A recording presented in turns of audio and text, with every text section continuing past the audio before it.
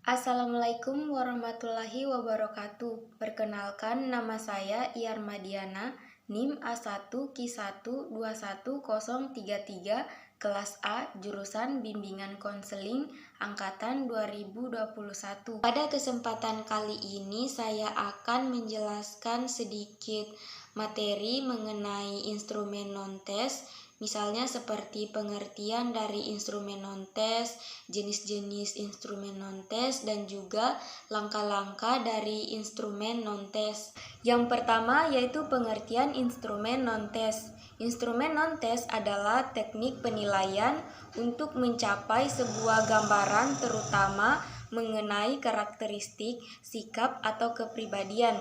Selama ini teknik non-tes kurang digunakan dibandingkan teknik tes. Hal ini dikarenakan lebih berperannya aspek pengetahuan dan keterampilan dalam pengambilan keputusan yang dilakukan guru untuk mengetahui pencapaian hasil belajar siswa. Seiring dengan berjalannya kurikulum baru yang didasarkan pada standar kompetensi dan kompetensi dasar, teknik penilaian harus didasarkan pada hal-hal sebagai berikut. Yang pertama, kompetensi yang diukur, kemudian aspek yang diukur yang berupa pengetahuan, keterampilan, atau kepribadian, kemudian kemampuan siswa yang akan diukur, dan juga sarana dan prasarana yang ada. Kemudian yaitu jenis-jenis instrumen non-tes. Jenis-jenis instrumen yang tergolong dalam instrumen non-tes adalah seperti skala bertingkat atau rating scale, kuesioner, daftar cocok atau checklist, wawancara atau interview, pengamatan atau observasi, dan juga riwayat hidup. Yang pertama yaitu wawancara atau interview. Secara umum, wawancara atau interview diartikan sebagai cara menghimpun keterangan yang dilakukan dengan cara tanya jawab lisan secara sepihak, berhadapan muka, dan dengan arah serta tujuan yang telah ditentukan. Ada dua jenis wawancara yang dapat digunakan sebagai alat evaluasi. Yang pertama yaitu wawancara terpimpin atau guided interview. Yang kedua yaitu wawancara tidak terpimpin atau unguided interview. Yang pertama yaitu wawancara terpimpin atau guided interview yang dikenal dengan wawancara berstruktur atau wawancara sistematis. Pada wawancara sistematis, evaluator melakukan tanya jawab kepada peserta didik, orang tua peserta didik untuk menghimpun keterangan yang diutuhkan untuk penilaian terhadap peserta didik tersebut. Wawancara ini dipersiapkan secara matang dengan berpegang pada panduan wawancara. Yang kedua yaitu wawancara tidak terpimpin atau unguided interview yang dikenal dengan wawancara bebas, wawancara sederhana, atau wawancara tidak sistematis.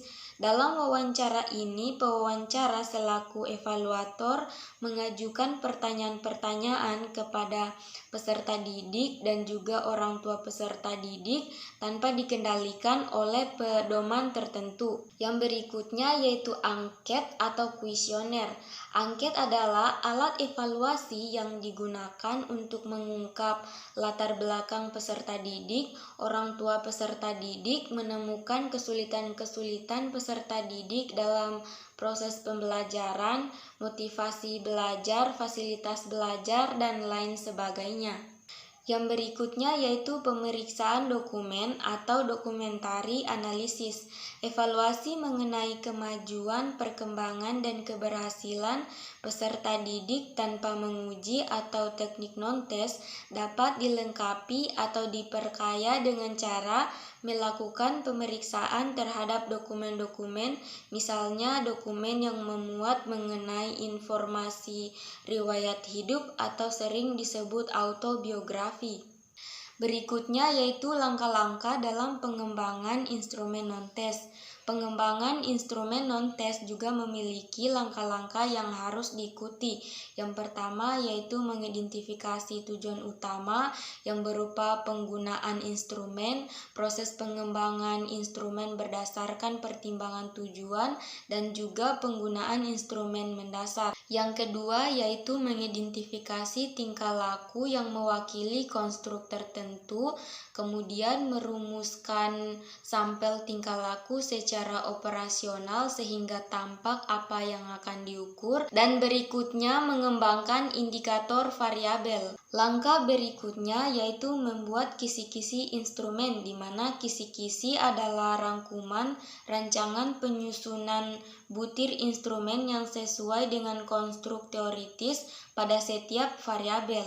Langkah selanjutnya yaitu membuat alternatif jawaban, kemudian mengonstruksi sejumlah draft item, kemudian melakukan review item instrumen, di mana butir-butir item instrumen yang telah disusun dikaji ulang agar mutunya lebih baik. Dan langkah terakhir yaitu melakukan uji coba terhadap item instrumen, di mana uji coba dilakukan untuk mengetahui validitas rehabilitas instrumen.